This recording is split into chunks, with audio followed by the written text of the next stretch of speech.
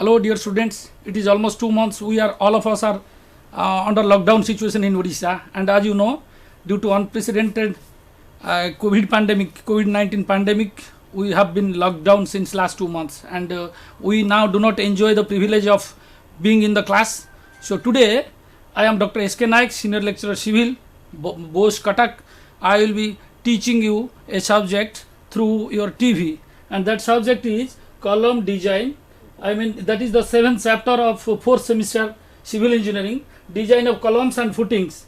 Your subject is structural engineering 1. So straight away I will be going to the chapter.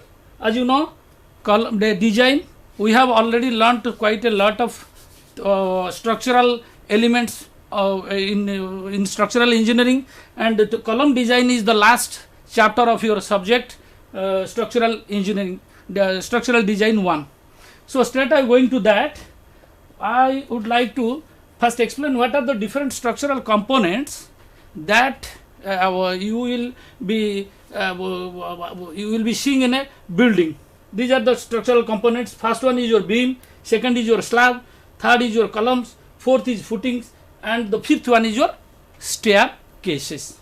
So these are different structural components that we generally see in a building. So beam, what is a beam? Beam is a flexural member. It is subjected to bending. We have already studied the design of a beam, and slab is also a flexural member. Whereas beam is a flexural member, but it is also associated with shear and torsion sometimes. But mostly a beam is designed for flexure, checked for shear, and if need be for torsion. Slab mostly designed for flexure. And columns, what are columns? Columns are axially loaded member, although sometimes we may have some moment in the column. So column is defined as a compression member, the effective length of which is 3 times more than the least lateral dimension of the column. What do you mean by least lateral dimension? Here is a 3-dimensional perspective view of a column. So this is your column. This is your column.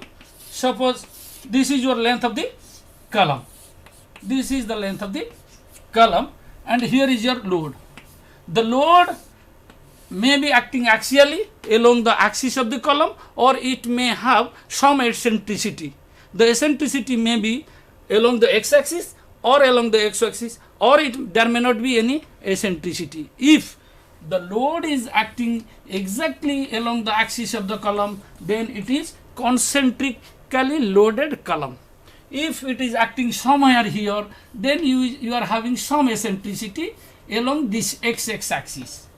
This is your y axis.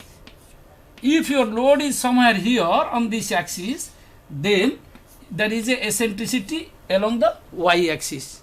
If the load is somewhere else, then the column is having eccentricity in both the axes. It is biaxial eccentric column. So if the effective length, I will later discuss what is exactly effective length, what is only length. It will be later discussed. So least lateral dimension. So there are 2 dimensions. Here suppose it is B, and this is your D, width of the column, and this is depth, or you can say another width. So if it is more than 3 times the least lateral dimension, then it is a column. If it is less than that, then it is a pedestal. So this is your column. A column is normally subjected to vertical load. Vertical load. Sometimes, although it may be taking care of some lateral load. Lateral load. What is lateral load? Lateral load means perpendicular to the axis of the column. So there are 2 kinds of lateral loads mostly a column is in its lifetime subjected to, that is wind load or earthquake load. So this is a column, and then I am straight away going to this. So this is the skeleton of a column. Skeleton of a column means the column that we are designing. We are studying reinforced concrete structure. Our column will be reinforced concrete. So you must have observed the casting of a column in the site of a building. So there are longitudinal steel and there are some transverse steel. Transverse steels, these are transverse steels. This is longitudinal steel, that is along the length of the column, and the transverse steels binding together the longitudinal steel is known as transverse reinforcement. Functions of longitudinal reinforcement. Exactly, I will be telling what is the necessity of providing reinforcement in a concrete, reinforced concrete column. Concrete, as you know, itself is very strong in compression. Concrete is very strong in compression. I have already discussed while we were studying the chapter of beam. Concrete is very strong in compression, and your column is a compression member. Then what is the necessity of providing reinforcement? Because concrete can take care of compression. Although concrete can take care of compression, but for a specific load, you will have a huge size of the column, because the stress, permissible stress of concrete in compression is much less than the permissible stress of steel in compression. Then you can also ask me a question, sir, let us go for a steel column altogether, because steel is very costly. That's why we are left with the option of using concrete. Then you can ask me a question, sir, why are you not using only the concrete? Because it will give you a very big size of the column, so which will not be practically acceptable. That's why we will use some amount of steel, so that the size of column can be restricted. That is the only reason. Suppose, then what are the functions that the longitudinal steel is supposed to carry out? What is the function? To share the vertical compressive load, thereby reducing the column size. Suppose I am telling you right now, suppose your load is say 1500 kilonewton. 1500 kilonewton, for that much of load, you need to design a column. You need to design a column. You will be given a particular length of the column, that we will be discussing later on how the length of a column affects the design of a column. For the time being, let us forget about the length. Let us concentrate to only 15 kilonewton. If I divide it by the permissible stress of the concrete, let us say FCK, and say 4.446. As you know, this is the characteristic strength of concrete. When it is multiplied by 0.446, again I am telling you, we will discuss why it is 0.446, why it is not something else. So I will be getting force by stress will give you the area. So from the area, if I am using a rectangular column, or let us say square column, the size of the square column, the dimension, suppose say D, is equal to square root of the area. You are getting a size. You will be getting a huge dimension of the column. Huge dimension of the column. So it is not practically feasible. Given the ground reality, it is not practically feasible. So that's why we will also, in addition to concrete, we will use some steel, so that I will get a small size of the column. So that is the main. Then it also resists the tensile stress caused due to column due to eccentricity. As I have said you, not necessarily your load will always be concentric. That means along the axis of the column. Suppose the load acts somewhere here, then there is chance of bending of this column to that side. When it bends to that side, what happens? This side will be subjected to tension. Let us see. For simplicity, I am telling this. Suppose the load is not exactly on the axis. Load is somewhere here. Then your column will bend like this. If it bend like this, this convex surface, convex side will be subjected to tension. And you know, concrete is very weak in tension. So it will fail. Concrete will crack. That is the reason we provide steel. If at all there is some tensile stress developed due to the eccentrically loaded column or some lateral load. Lateral load, what does it mean? Lateral load means, suppose here is a column. There is wind, heavy wind. So this column will buckle like this. It will bend like this. If it bends, this side will be subjected to tension. So concrete cannot take care of any tension. So that's why we provide steel. Then the third one, to prevent sudden brittle failure of the column. As you know, concrete is a brittle material. It is not ductile. It suddenly fell without giving you warning. So these are the various reasons for which longitudinal reinforcement. Then transverse reinforcement. Why you will provide? To prevent longitudinal buckling of the longitudinal reinforcement. When this buckles, when a column bends like this, the longitudinal reinforcement will buckle. To prevent this, what we do? These are 4 longitudinal reinforcement. We bind these longitudinal reinforcements together so that it will not split away from each other. It will hold them together. Then, to confine the concrete, thereby preventing the longitudinal splitting. Concrete, it will bind together the concrete. Concrete will not split. Impart the ductility of the column. Ductility, as you know. So it also imparts certain degree of ductility. Concrete is brittle material. Steel is a ductile material. It will elongate, then it will fail. Concrete doesn't elongate. It will instantly fail without giving you any warning. So now I will be discussing what are the different columns.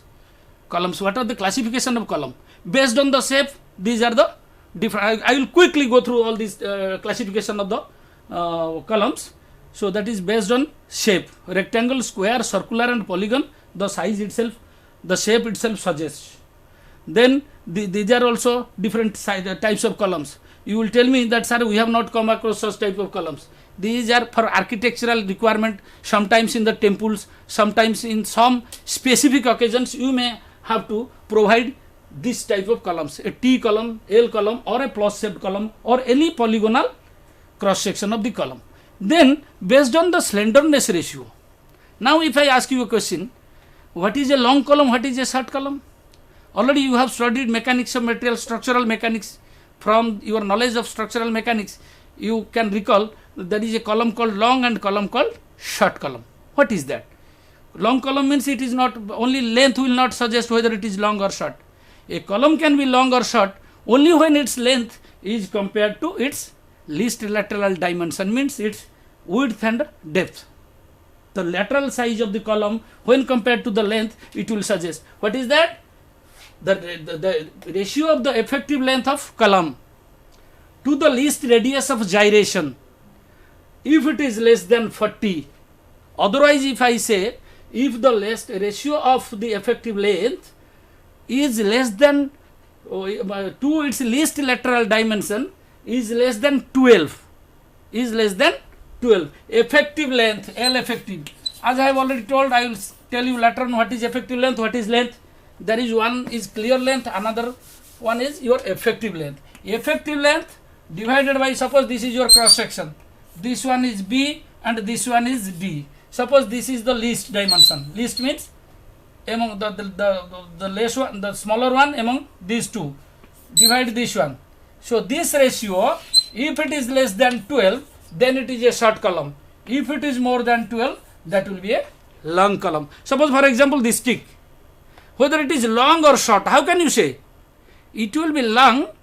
Suppose there is another column here which is this big, this much diameter, and height both of the sticks are same. Which one will be small, which one will be long? It can only be compared when its dimension, least lateral dimension, you can say it is a long one. If I show you this much column of this much size, you will definitely say, your mind automatically will catch that this is a short column. But when I show you this stick, you will say this is a long one, because the length is much more compared to its least lateral dimension. So anyway, so this is your based on the slenderness ratio. Then whether a column is axially loaded or it is a axially loaded column or uniaxial bending. You let us see here. This is your column. This is your axis, longitudinal axis of the column. If the load acts here, then it is axially loaded column.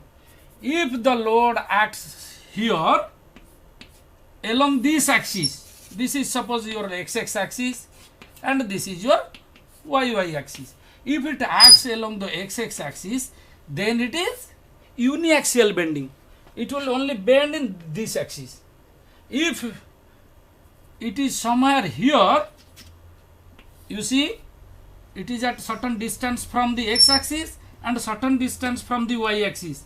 So this will bend along the x axis and along the y axis. This is the case of a biaxial bending. So your column can be any of these three types: axially loaded, uniaxial bending, or biaxial bending.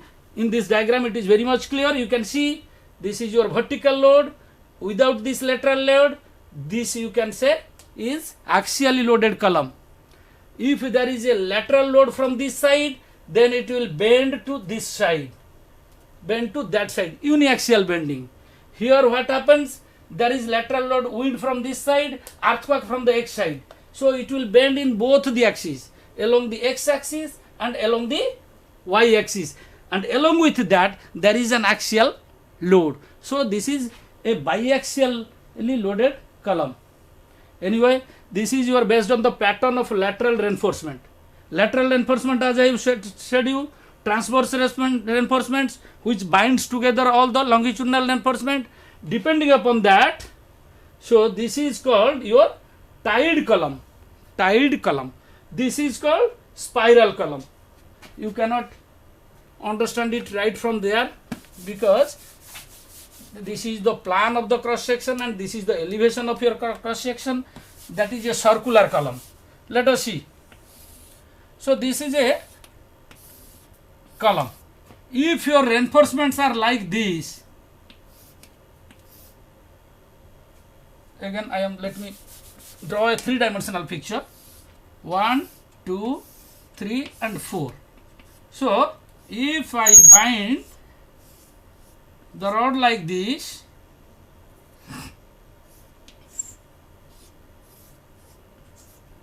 this is one transverse reinforcement, this is another transverse reinforcement.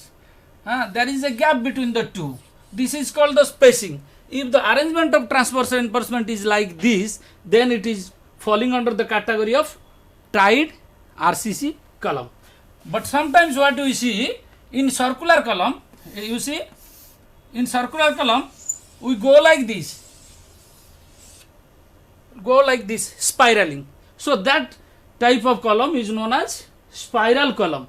And the third one, we will not be studying that one. That is beyond the scope of our present syllabus. I will not be discussing that one. Rather, so based on lateral support, this one I will leave. So based on lateral support means you must have seen this. You see this picture. These are the two columns. These are the two columns. And these two are bracings. Suppose from this direction, from the left hand side, there is some lateral load, then this column will bend towards the right. In order to prevent the bending of the column towards the right, there is a bracing. From the bottom of the next column to the top of this column, there is bracing. Here is another bracing. That means if there is some lateral load, it will not, these two bracings will prevent the buckling or bending of the column towards that side. That means the bracing will take care of all the lateral load. The column will not take care of any lateral load. There will not be any relative displacement between the bottom point of the column and the top point of the column. If there is no bracing, if I can show it here, you just see. Without bracing, what will happen? This is a column. That side there is a column, this side here is a column. So if there is some lateral load, the column will bend like this. That means the original position of this top point was here, now it is here. There is a relative displacement between the bottom point of the column and the top point of the column. This is unbraced column. There is no bracing. So there is also this one, you can say this is called shear wall. For example, in our ordinary building, from one column to another column, we have brick walls. If instead of brick walls there is concrete wall, reinforced concrete wall, then it is known as your shear wall. In that case, this is coming under the braced column. The columns are known as braced column. Then, before going to design the column, we need to know some 7 to 8 different important parameters. How we will fix that? All those parameters of a column. If I can tell you column, what are the different things that comes to your mind? If I say design a column, you have to what? Your length of the column will be given to you. Length of the column will be given to you. So you have to find out, and load will be given to you. What is the load coming on the column? That will be given to you. Length of the column will be given to you. You have to find out what is the dimension of the column, what is the size of the column. You have to first decide whether I will design a square column or a circular column or a rectangular column. In academic questions, you will be given, suppose design a rectangular column and your hands are tight. You can only design a rectangular column. Or suppose it is given that you design a square column. You have to first find out the load is given. So you have to divide the stress. Load divided by stress will give you the area of the column. You can find out. But it is not that easy, because this is a composite material, reinforced concrete. There is steel as well as there is concrete. So there is not an independent stress you can divide and find out what is the size. But design has many important things to know. First one is effective length of the column. This I have, as I have already told you, I will discuss later on. Dimension. If you are given to design a column, you have to find out what is the length and width of a rectangular column or diameter of a circular column. Longitudinal reinforcement bars. Longitudinal reinforcement, or otherwise it is known as main reinforcement. Longitudinal reinforcement or main reinforcement, and transverse reinforcement or lateral ties or spirals. As I have already told you that we are referring to IS 456 2000. There are some codal provisions that restricts us for different longitudinal and reinforcement steels. So what are the codal provision? This codal provision, page number 46 of article 26.5.3.10. Minimum reinforcement. You cannot provide less than that reinforcement even when you do not require any reinforcement. Suppose तमें जिते कलम design कर आमको reinforcement आवश्यकता ही नहीं, तथापि तुमको minimum reinforcement दबाकू पड़ो. What is that? The cross sectional area for longitudinal reinforcement shall not be less than 0.8% or more than 6% of the gross sectional area of the column. Suppose this is your cross sectional area of the column. You know its area. 0.8%, 0.8 divided by 100 into A. That will give you certain area. You have to provide that much of minimum reinforcement, and your reinforcement should not be more than 6%. Why more than 6%? If you are providing a lot of reinforcement, then compacting the concrete through the column will be very, very difficult. You cannot compact. Compacting cannot be proper. If you are providing less than 0.8% of steel, then you are not providing enough ductility to the column. In case of any brittle failure, the column will immediately collapse with a lot of loss of life. Then, in a column of larger cross-sectional area, that I will not touch upon, there are many issues. There are many issues. In case of pedestals, so let us go. Minimum number of bars. In a column, you have to provide minimum number of 4 bars if it is a rectangular or square column. You have to provide minimum 6 number of bars if it is a circular column. Minimum bar diameter. What should be the minimum diameter of reinforcement? It should not be less than 12 millimeter. In any case, the minimum diameter of reinforcement in the column cannot be less than 12 millimeter. Spacing of the longitudinal bars. What is the distance between one reinforcement, longitudinal reinforcement to another longitudinal reinforcement? Suppose here is a reinforcement at the 4 corners. There are 4 reinforcement. The distance between these two cannot be more than 300 millimeter. Cannot be. Suppose I am having a column of 450 by 350. You cannot provide only 4 bars here because the distance between this is more than 300. So that is also prevented. Transverse reinforcement, spacing of transverse reinforcement. What is transverse reinforcement? I have already told you. So transverse reinforcement, these are transverse reinforcement 1, 2, 3 and 4. This is also spiral. This is beyond the scope of our syllabus. We do not have helical reinforcement as transverse reinforcement in our syllabus. We have only lateral ties. So let us go. This is one arrangement. What does it say? It says if the longitudinal bars are not spaced more than 75 mm on either side. You can ask me as many questions as you can there. I will answer every question of yours. Thank you.